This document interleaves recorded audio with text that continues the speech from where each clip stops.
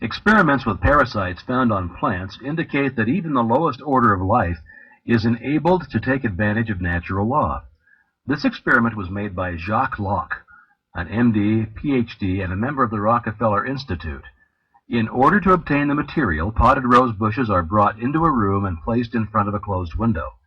If the plants are allowed to dry out, the aphids, previously wingless, change to winged insects.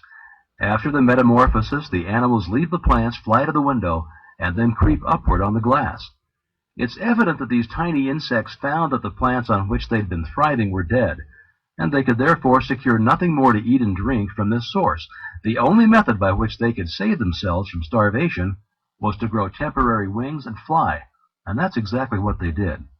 Experiments like these indicate the omniscience as well as omnipotence is omnipresent, and that the tiniest living thing can take advantage of it in an emergency. Part 15 will tell you more about the law under which we live.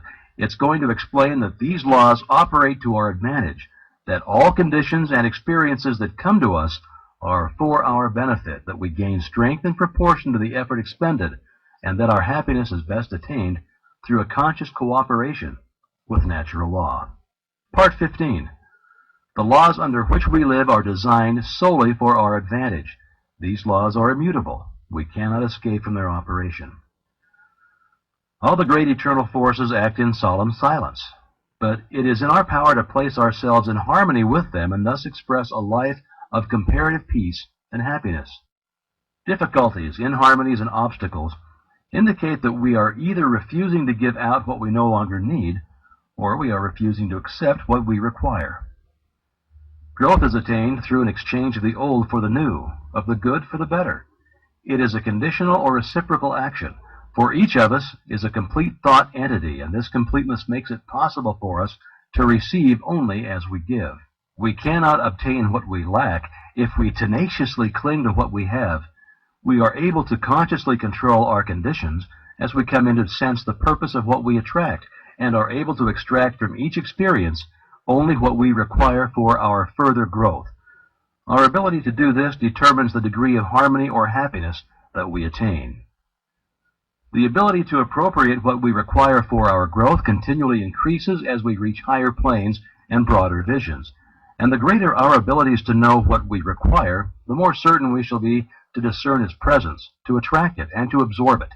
Nothing may reach us except what is necessary for our growth. All conditions and experiences that come to us do so for our benefit. Difficulties and obstacles will continue to come until we absorb their wisdom and gather from them the essentials of further growth. That we reap what we sow is mathematically exact. We gain permanent strength, exactly to the extent of the effort required to overcome difficulties. The inexorable requirements of growth demand that we exert the greatest degree of attraction for what is perfectly in accord with us. Our highest happiness will be best attained through our understanding of and conscious cooperation with natural laws. In order to possess vitality, thought must be impregnated with love. Love is a product of all the emotions. It is therefore essential that the emotions be controlled and guided by the intellect and reason. It's love which imparts vitality to thought, and thus enables it to germinate. The law of attraction, or the law of love, for they are one and the same, will bring to it the necessary material for its growth and maturity. The first form which thought will find is language, or words. This determines the importance of words. They are the first manifestation of thought, the vessels in which thought is carried. They take hold of the ether, and by setting it in motion reproduce the thought to others in the form of sound. Now, thought may lead to action of any kind, but whatever the action, it is simply the thought attempting to express itself in visible form. It is evident, therefore, that if we wish desirable conditions, we can afford to entertain only desirable thoughts. This leads to the inevitable conclusion that if we wish to express abundance in our lives, we can afford to think abundance only, and as words are only thoughts taking form, we must be especially careful to use nothing but constructive and harmonious language, which, when finally crystallized into objective forms, will prove to be to our advantage. We can't escape from the picture we incessantly photograph on the mind, and this photography of erroneous conceptions is exactly what is being done by the use of words, when we use any form of language which is not identified with our welfare. We manifest more and more life as our thought becomes clarified and takes higher planes. This is obtained with greater facility as we use word pictures that are clearly defined and relieved of the conceptions attached to them on lower planes of thought. It is with words that we must express our thoughts, and if we are to make use of higher forms of truth, we may use only such material as has been carefully and intelligently selected with this purpose in view. This wonderful power of clothing thoughts in the form of words is what differentiates man from the rest of the animal kingdom. By the use of the written word, he has been enabled to look back over the centuries and see the stirring scenes by which he has come into his present inheritance. He has been enabled to come into communion with the greatest writers and thinkers of all time, and the combined record which we possess today is therefore the expression of universal thought as it has been seeking to take form in the mind of man.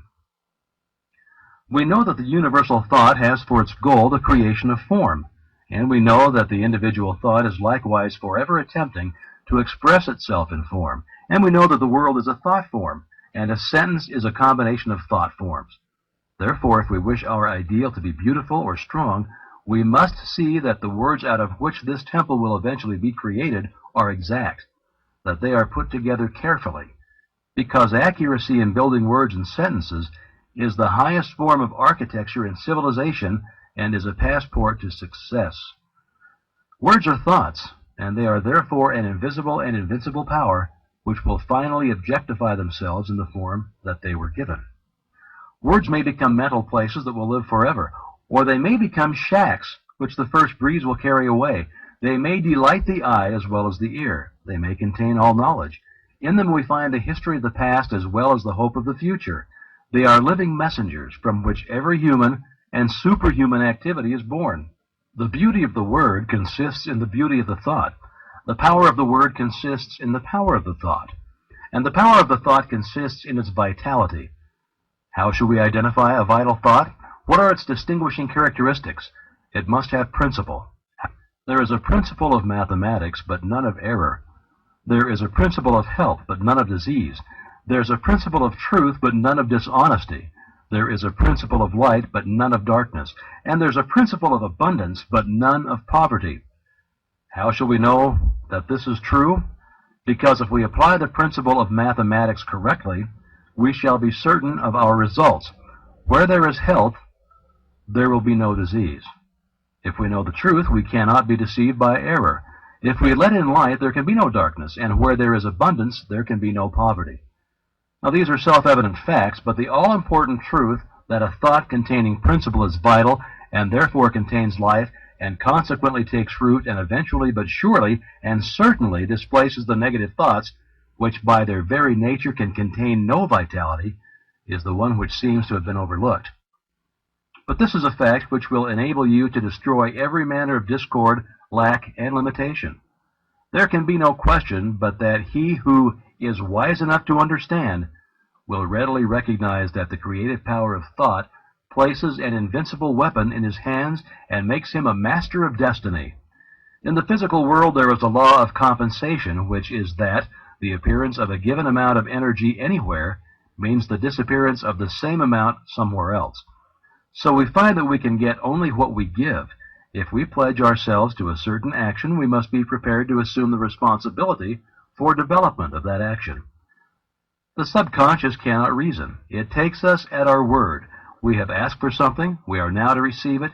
We have made our bed, and we are now to lie in it. The die has been cast. The threads will carry out the pattern that we've made.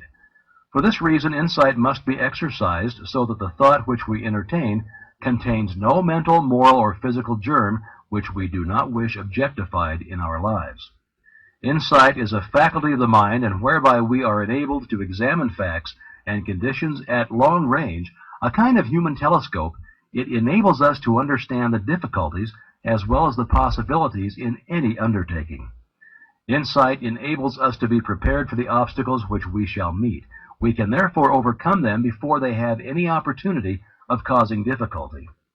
Insight enables us to plan to advantage and turn our thought and attention in the right direction instead of into channels which can yield no possible return. Insight is therefore absolutely essential for the development of any great achievement. but with it we may enter, explore, and possess any mental field. Insight is a product of the world within and is developed in the silence by concentration. For your exercise this week, concentrate on insight. Take your accustomed position and focus the thought on the fact that to have a knowledge of the creative power of thought does not mean to possess the art of thinking. Let the thought dwell on the fact that knowledge does not apply itself, that our actions are not governed by knowledge, but by custom, precedent, and habit. The only way we can get ourselves to apply knowledge is by a determined conscious effort. Call to mind the fact that knowledge unused passes from the mind, that the value of the information is in the application of the principle. Continue this line of thought until you gain sufficient insight to formulate a definite program for applying this principle to your own particular problem. The following is a thought by Horatio Bonar. Think truly, and thy thoughts shall the world's famine feed. Speak truly, and each word of thine shall be a fruitful seed. Live truly, and thy life shall be a great and noble creed.